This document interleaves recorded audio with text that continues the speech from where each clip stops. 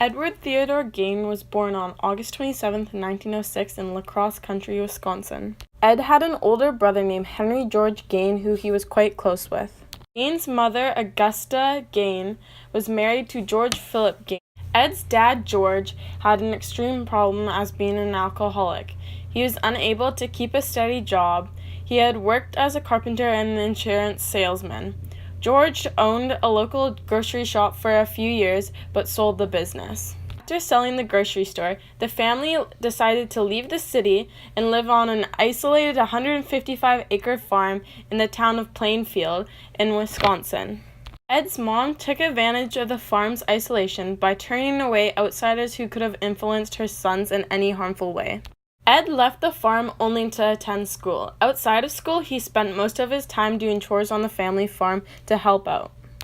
In afternoons, Augusta reserved time to read to the boys from the Bible, usually selecting the more graphic verses of the Old Testament concerning death and murder. Edward was very shy. Teachers and classmates remembered him as having strange mannerisms, such as random laughter, as if he was laughing at his own personal jokes. Augusta would punish Edward whenever he tried to make friends. Despite his poor social development, Edward did very well in school, especially in reading. His father, George, died when he was 66 years old of heart failure caused by his alcoholism. After the death of George, the sons then had to start doing very unusual jobs to pay the bills around the house. Both of the brothers were generally considered reliable and honest by the residents of the community. While both worked as handymen, Ed also frequently babysat for his fellow neighbors. He enjoyed babysitting. Henry began dating a divorced single mother of two and planned on moving in with her. Henry worried about his brother's attachment to their mother, Augusta. On May 16, 1944, Ed and his brother Henry were burning vegetation on the farm. The fire got way out of control and drew the attention of the local fire department. By the end of the day, when the fire was all gone, Ed reported his brother missing. The police believed that the death of Henry Gein was only an accident, even though some people in the town started to think that Ed might have done it. Shortly after Henry's death, Augusta had a paralyzing stroke. Ed devoted the rest of his life to taking care of his mother after her stroke. Augusta had a second stroke and her health rapidly changed. She died on December 29, 1945 at the age of 67. After the death of his mother, Ed boarded up rooms used by his mother, including the upstairs, downstairs, parlor, and living room, leaving them untouched. Gein lived in a small room next to the kitchen.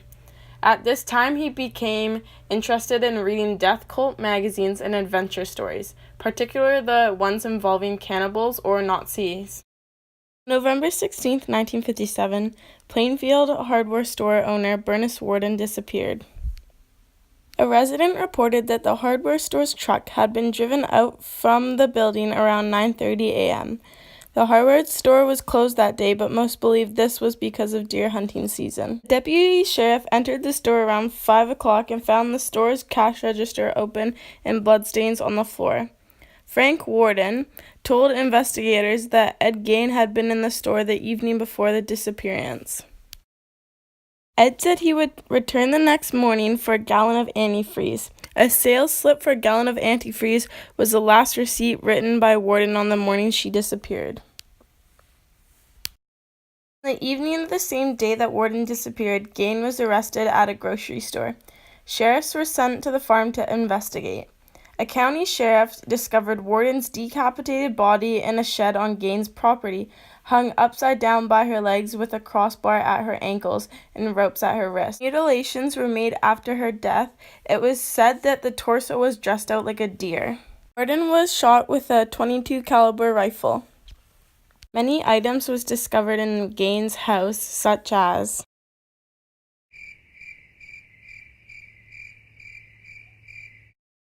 human skin covering several chair seats, whole human bones and fragments, a wastebasket made of skin, skulls on bedposts, bowls made from skulls, a corset made from a female torso, skin from shoulders to waist, leggings made from human skin, Bernice Warden's heart in a plastic bag on top of Gein's stove, a belt made from female human nipples, 4 noses, a pair of lips on a window shade drawstring, and a lampshade made from the skin of a human face, and several other objects.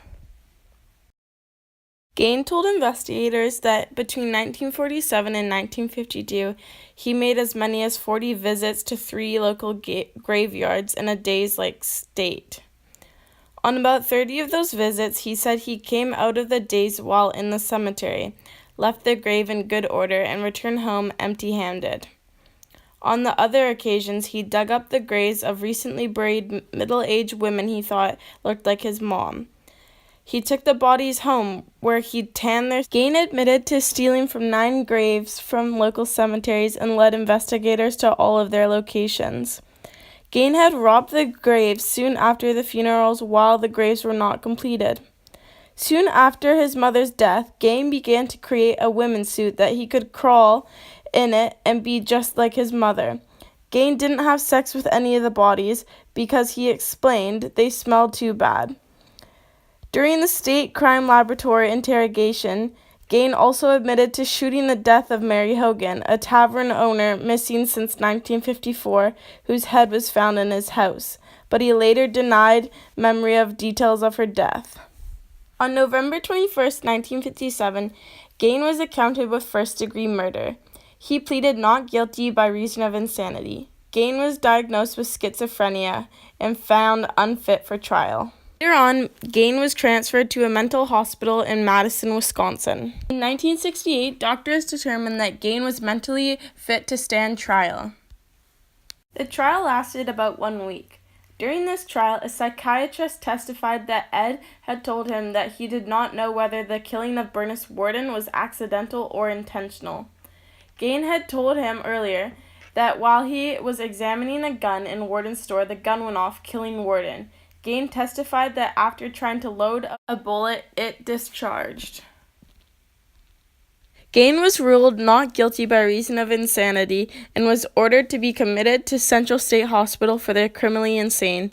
Gein was only charged with 1 murder, that of being Mary Hogan, that he admitted to. On July 26, 1984, Ed Gein had died because of respiratory failure, also the cause of lung cancer, at the age of 77. Ed Gein was the inspiration of many horror films, such as Norman Bates in the movie Psycho, Leatherface in Texas Chainsaw, and James Gumblin in The Silence of the Lambs.